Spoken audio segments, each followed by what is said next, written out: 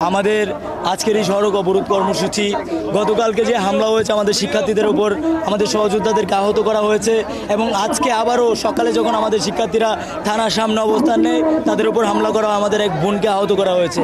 তো পরবর্তীতে আমরা এখন চট্টগ্রাম থেকে কক্সবাজার মহাসড়ক অবরোধ করেছি এবং আমরা পরিষ্কারভাবে বলতে চাই, যতক্ষণ পর্যন্ত এই হাসিনার গোলামি করা ওসি তাকে যদি অপসারণ করা না হয় ততক্ষণ পর্যন্ত আমাদের এই অবস্থান কর্মসূচি চলবে, অর্থাৎ ব্লকেট চলবে।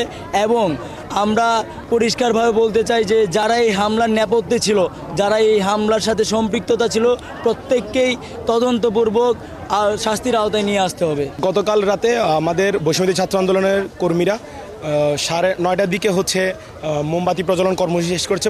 জুলাইয়ের প্রথম দিন হিসেবে ওটা শেষ করার পরই যখন তারা ফিরছিল তখন তারা রাঙ্গামাটির একজন ছাত্রলীগের পোস্টেড নেতাকে দেখতে পাই। তাকে দেখার পর তাকে ধরে নিয়ে থানায় সুপর্দ করার জন্য যখন যাওয়া হয় তখন ওসি বলেছে যেহেতু তার নামে কোনো মামলা নেই সেই হিসেবে তাকে ওখানে গ্রহণ করা যাবে না।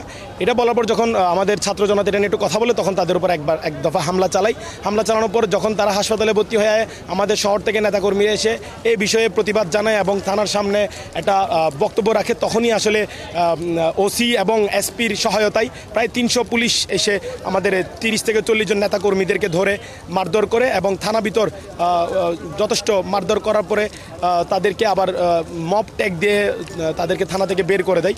পরবর্তীতে আমরা দেখেছি আমাদের যতজনই এই কর্মসূচিতে ছিল 40 জন সবাই আসলে হাসপাতালে ভর্তি হতে হয়েছে এবং কিছু নেতাকর্মীদের অবস্থা এত আশঙ্কাজনক ছিল আমরা তাদেরকে চট্টগ্রাম মেডিকেলে পর্যন্ত নিয়ে গিয়েছি। এর প্রেক্ষিতে আমরা আজকে এখানে এসেছি। এখানে আসার পর সকালবেলা আবারও এক দফায় আমাদের ছাত্রদের উপর হামলা করা হয়েছে।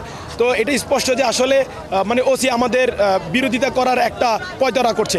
সুতরাং যদি ওসিকে প্রত্যাহার করা না হয় এবং এই হামলায় যারা জড়িত ছিল সেটা কনস্টেবল থেকে শুরু করে সেকেন্ড অফিসার পর্যন্ত হতে পারে, সেটা এসপি, সবার বিরুদ্ধে যদি যথাযথ ব্যবস্থা না নেওয়া হয় তাহলে আমরা এই মাঠ ছাড়বো না। এবং আমাদের সাথে যুক্ত হওয়ার জন্য আমাদের বৈষম্যবিরোধী ছাত্র আন্দোলনের কেন্দ্রীয় সদস্য সচিব সাবেক আমাদের আরিফ সোহেল ভাইও চট্টগ্রামের পথে, আমরা আমাদের দাবি আদায় করে তারপর মাঠ ছাড়বেন।